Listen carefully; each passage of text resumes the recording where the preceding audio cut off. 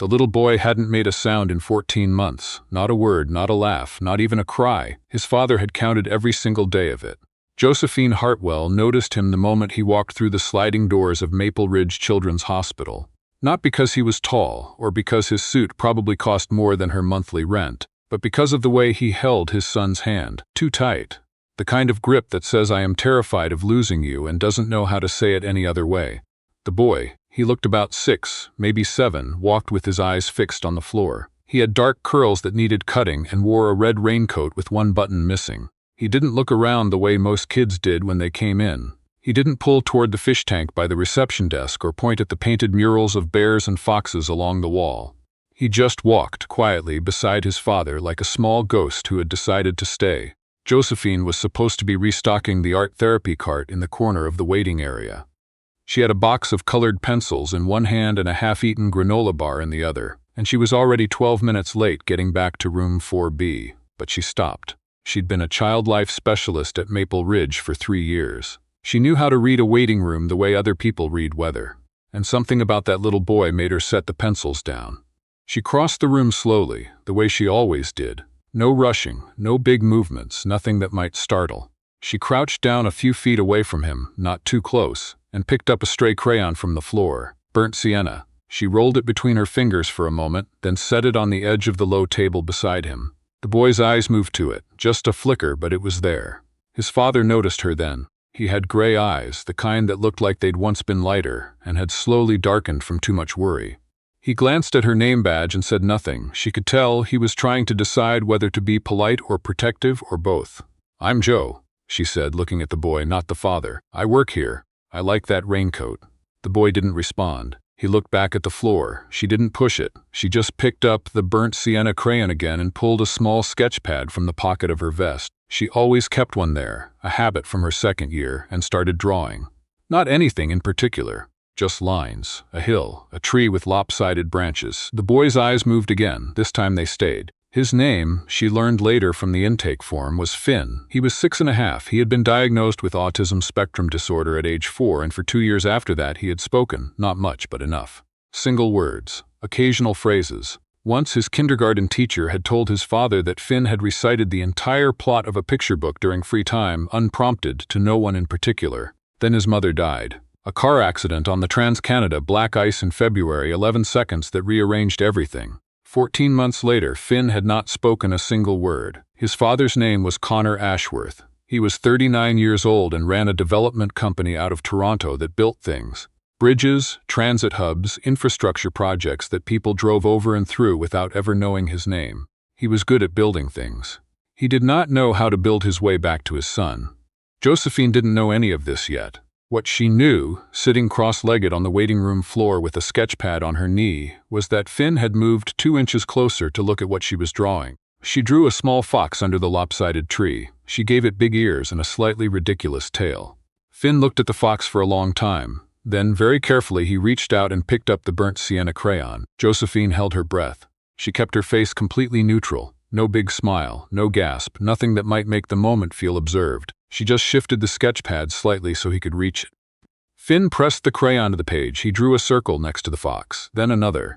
2 small circles side by side. She looked at him. He looked at the page. "Eggs," she said quietly, nodding. "The fox found eggs." Something moved across his face. It wasn't quite a smile. It was closer to the moment before a smile, the recognition that something has landed right. Connor Ashworth, who had been standing 4 feet away pretending to look at his phone, made a sound that was almost entirely silent. A single sharp exhale, like a man who had been holding his breath underwater and had finally, without meaning to, broken the surface. He didn't cry, but it was close.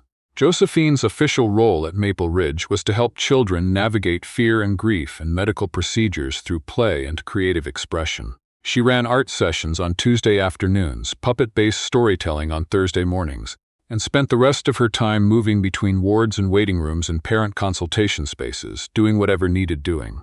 She had a gift for stillness. Her supervisor, a sharp woman named Dr. Okafor, who had been running the Child Life program for 20 years, had said it in her last performance review. "You have a gift for stillness, Joe. Most people are too afraid of silence to let it work." Josephine had grown up with a younger sister who was deaf. Her name was Audrey. And she was 2 years younger, and she had been born into silence and had never seemed troubled by it. It was Josephine who had learned to sign first, faster than her parents, faster than anyone. Not because she was told to, but because she needed to talk to Audrey, and she would learn whatever language it took. What she'd absorbed from that without ever articulating it was that connection doesn't require words. It requires attention. Finn came back the following Tuesday with his father, and the Tuesday after that.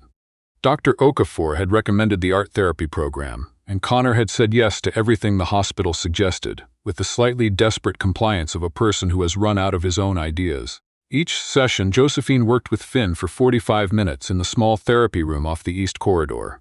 She kept the lights soft. She never asked him questions he couldn't answer. She drew, and sometimes he drew beside her, and sometimes he just watched, and all of it was fine. By the fourth session, Finn had started bringing things to show her. A small stone he'd found outside, a page torn from a magazine with a picture of a red-tailed hawk, a button, round, dark blue, the kind that might have come from a raincoat. She held each thing carefully and nodded like it mattered, because it did. Connor would sit in the family waiting area during the sessions. Sometimes he worked on his phone. Sometimes she'd catch him looking through the small window in the door, and she'd look away before he noticed. He was not what she'd assumed on first glance. He was quieter, less corporate. He brought Finn a thermos of hot chocolate every Tuesday and always made sure Finn's hands were warm before they went inside. Once, she arrived early and heard him in the hallway, reading aloud from a chapter book. Just reading, not waiting for Finn to respond, just filling the air with words because he believed, maybe, that Finn was still listening even when he couldn't answer. She thought about that for days. It was a Wednesday in late October when she first spoke to Connor Ashworth properly. Not a hello in the corridor, not a quick update after a session. An actual conversation. She'd stayed late to reconfigure the supply room, and she was walking to the parking garage at nearly 7 o'clock when she heard him. He was sitting on a wooden bench just outside the main entrance, in the cold in his shirt sleeves, and he was on the phone. But the call had clearly just ended because he was holding the phone in both hands and staring at the sidewalk with the particular blankness of someone who has just been told something they didn't want to hear. She almost kept walking. "Mr. Ashworth," she said instead. He looked up. He seemed briefly confused to see her outside the hospital, as if he'd assumed she lived inside it. "Joe," he said. He used her first name without thinking about it, and she could tell he immediately wondered if that was too familiar, and she didn't say anything to resolve it. She sat down on the far end of the bench. Not next to him, there was a careful foot of space between them. "You don't have to talk," she said. "Okay," he said. They sat there for a moment in the cold. She could see her breath. "He drew a fox today," Connor said, "by himself, at home, on a piece of paper on the kitchen table. He left it on my seat at dinner." She waited. "It looked exactly like yours." He said it like it was the most extraordinary thing that had happened to him in recent memory. The big ears and everything. She smiled at the sidewalk. "He's paying attention," she said. "Yeah." A pause. "He is." The temperature was dropping, and she should have excused herself, but she didn't. He talked. Haltingly at first, and then less so, about the past 14 months. About how he'd hired 3 different specialists who had all said the right things and none of the things had worked. About how he'd read every book he could find and nothing had prepared him for the specific silence of a child who had decided, somewhere deep inside, that there was nothing important enough to say. "He's not choosing silence," Josephine said carefully. "He's not punishing you. He's just, the path back got very long and he needs someone to walk it with him." Connor looked at her. She had the strange sense that someone had said something true to him and he hadn't expected it. "How do I do that?" he asked. "Just that. How do I do that?" "You're already doing it," she said. "The hot chocolate. The book you read to him in the hallway. He hears all of it." He was quiet for a long time. "You heard that," he said. "It wasn't a question." "I wasn't trying to," she said. "I was just early." "What was I reading?" She thought about it. "The Penderwicks, I think. Chapter 4. He laughed, a short, startled sound, like he hadn't expected to. "He picked it," Connor said. "He puts books in my bag. That's the only way I know what he wants." She thought that was one of the most quietly beautiful things she'd ever heard. She should not have thought that. They fell into something that neither of them named. He started arriving a little earlier on Tuesdays. She started checking that her schedule was clear on Tuesdays. They talked in the hallway, in the family waiting room, occasionally in the small cafe across from the hospital that had good coffee and enough noise to make a conversation feel private. He told her about growing up in Hamilton, about how he'd gotten into engineering because his father had been a welder, and he'd always understood things that were built by hand. She told him about Audrey, about learning to sign at age 7, about the way silence had never felt frightening to her the way it seemed to frighten other people. "That's why Finn responds to you," Connor said one afternoon. He said it like he'd been working it out for a while. "Maybe," she said. "Or maybe he just likes the fox, Joe." He said her name the way people say a name when they want you to take a compliment. He's never drawn anything for anyone else. Not a therapist, not his teacher, not me.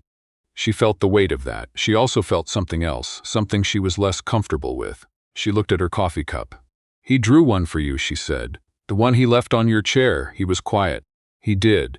The trouble arrived in the form of a woman named Sylvia. Not Sylvia the person exactly, Sylvia the situation. Sylvia Ashworth was Connor's sister. Not a half-sister, not a step anything. His actual sister, 2 years older, who had worked in communications at his company for the past 7 years and who had apparently decided, sometime around November, that Josephine Hartwell was a problem. Josephine didn't know this yet. She knew Sylvia only from a brief introduction in the parking lot one Tuesday. A brisk handshake, a polished smile, a gaze that assessed and filed in approximately 4 seconds. What Josephine didn't know was that her own father, Gerald Hartwell, was the founder of the Hartwell Foundation for Childhood Wellness, a charitable organization that had, 2 months earlier, entered into a significant funding partnership with Ashworth Development. Gerald had announced the partnership quietly, the way he did everything, and the details were not public knowledge. Josephine knew about the partnership in the abstract. She hadn't connected it to Connor. It hadn't occurred to her that there was anything to connect. But Sylvia had connected it. And Sylvia had decided that a child life specialist who happened to be the heiress to a major charitable foundation, who happened to be spending significant time with her brother and his vulnerable son, who had never once mentioned her last name in a professional context, was not someone to be trusted. In December, Sylvia sent Connor a file. It contained screenshots of what appeared to be email correspondence between Josephine and a senior administrator at a rival children's wellness nonprofit, one that had also been in talks with Ashworth Development before the Hartwell Foundation deal was finalized. The emails suggested that Josephine had been sharing information about the partnership timeline. They suggested, if you read them a certain way, that she had used her access to Connor to benefit her family's organization. The emails were fabricated. Josephine had never met the administrator whose name appeared in them, but they looked real, and Sylvia had always been good at things that looked real. Connor read the file on a Thursday evening. He read it twice. He sat with it for a long time. The next Tuesday he came to the hospital. He sat in the family waiting room and waited for Finn's session to finish. When Josephine came out, he stood up, and she knew immediately. She didn't know what, but she knew something. He showed her the file on his phone. He didn't say, "Did you do this?" He didn't say anything. He just turned the screen toward her. She looked at it for a long time. She recognized her name, her email address, and nothing else. The language wasn't hers, the logic of it wasn't hers. But what she saw on his face wasn't accusation, it was something worse. It was the look of a man who was afraid it might be true and needed her to tell him it wasn't, and was ashamed that he needed that. She handed the phone back. "Connor," she said. She used his first name for the first time. "I didn't write those." He nodded, slowly. "I should have told you who my father is," she said. "I didn't, because here I'm just Joe who works in pediatrics, and that's who I wanted to be. I wasn't hiding it to protect anything. I was hiding it because it's easier." He was quiet. "I understand if you need time," she said. "I understand if this is too complicated." She said it evenly, but her hands were cold and she had to concentrate on not letting her voice go tight. "But I need you to know that I have never done anything to compromise Finn's care or your trust. That matters more to me than I know how to explain." He looked at her for a long time. "I know," he said. She left before he could say anything else because she was not going to cry in the East Corridor of Maple Ridge Children's Hospital, not today. She talked to Audrey that night. Via video call, signing with one hand while eating cereal with the other, the way they'd been doing since Audrey moved to Vancouver 3 years ago. Audrey signed, "Do you love him?" Josephine signed back, "That's not the point right now." Audrey signed, "That means yes." Josephine put down her cereal spoon. Her friend Margot, who worked in occupational therapy at Maple Ridge and had been listening to this whole story unfold over the last 3 months, texted at 11 that night. "The gala is Saturday. Finn's art piece is in the auction. You RSVP'd, you are going. The hospital's annual fundraising gala." Josephine had committed to attending because 2 pieces from her Tuesday art sessions were being auctioned, and she'd promised the families. She hadn't thought about the fact that the Ashworth Development Company was the evening's presenting sponsor. She hadn't thought about a lot of things. She almost didn't go. She went. The Weston Harbor Castle was lit up pale gold along the waterfront, and the gala had that specific Toronto charity event quality. Expensive flowers, people who had done good things and dressed well to celebrate doing them. Josephine wore a deep green dress she'd borrowed from Margot and felt slightly outside herself the whole ride over. Margot was beside her talking about something, and then she wasn't, because Josephine had stopped walking. Finn was there. He was standing near the auction display wall, wearing a small gray suit with his collar slightly askew, and he was looking at a framed drawing on the wall that Josephine recognized immediately. It was one of his. The fox with the big ears and the lopsided tree, done in oil pastels during a Thursday session she hadn't been officially running but had sat in on anyway. Someone had had it framed. She didn't know Connor had entered it in the auction. She walked toward Finn slowly, the way she always did. He saw her when she was about 6 feet away, and something happened to his face. Not the small flicker from that first day, but something fuller, something that broke the surface. His whole face changed. And then he held up his hand. He made a sign. It was clumsy. A child's approximation, the fingers not quite right, but she knew what it was. She knew it in her chest before her brain named it. He signed hello in ASL. Her hello, the one she'd used unconsciously in sessions when she came into the room, the small wave and hand shape she'd been doing for 20 years without thinking. He'd been watching, he'd been storing it, he'd been waiting to use it. She signed it back slowly, perfectly. Hello, Finn. He smiled, a real one.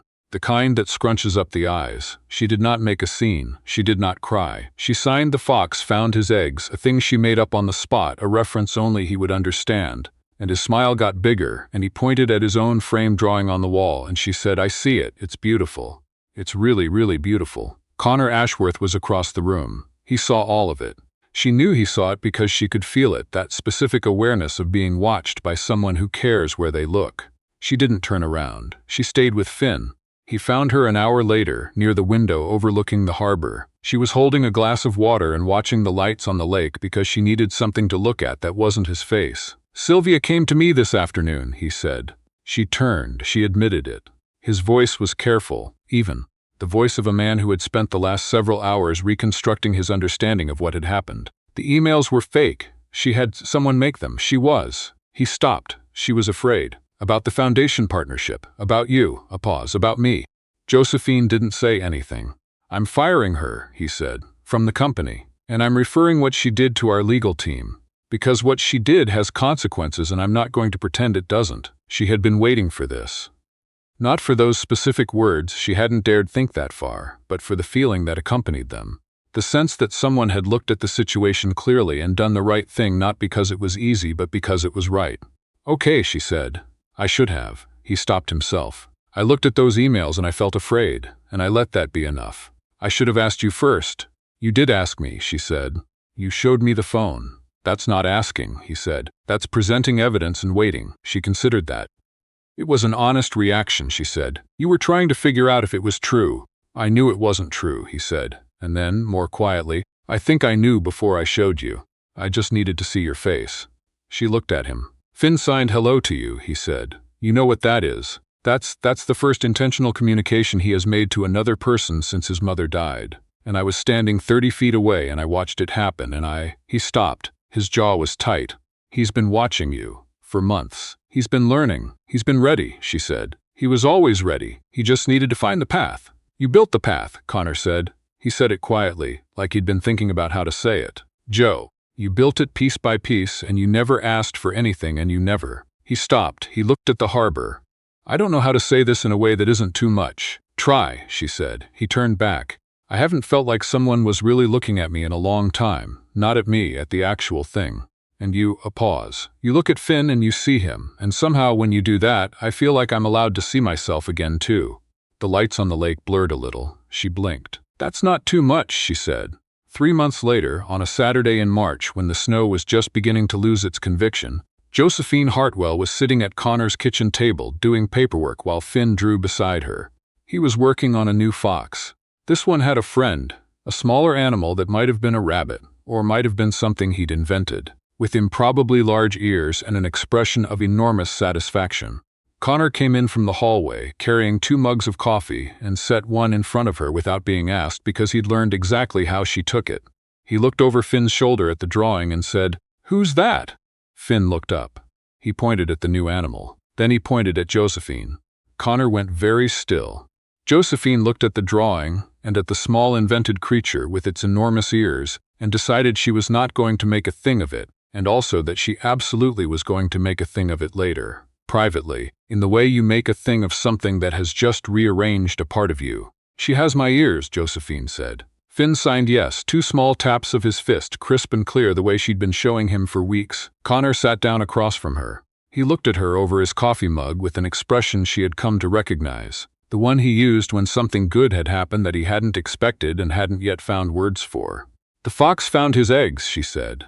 He didn't know what it meant, but Finn did. And Finn smiled the way he smiled now, fully without holding back, the way children smile when they feel safe enough to mean it. Outside, the snow was melting in patches. The first bare ground of spring was starting to show, brown and soft and ready for whatever came next.